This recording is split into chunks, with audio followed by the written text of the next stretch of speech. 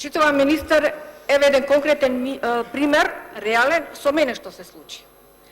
Имаше пишување на еден електронски портал, крајно невистини за мене, и јас дадов пријава до секторот за компјутерски криминал и дигитална форензика, за да ги најди податоците за тој електронски портал. Во меѓувреме, за да им е полесно, за побрзо да ми го кажат името, за да можам јас да поднесам нели тужба онаму каде што треба, јас пронајдов податоци каде тој е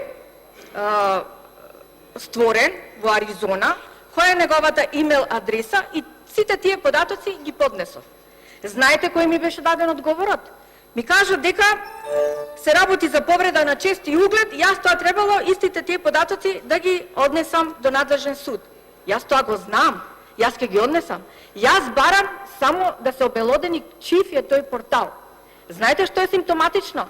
10 минути после поднесувањето на овие документи кај вас во МВР, порталот го трга она што беше лажно напишано за мене.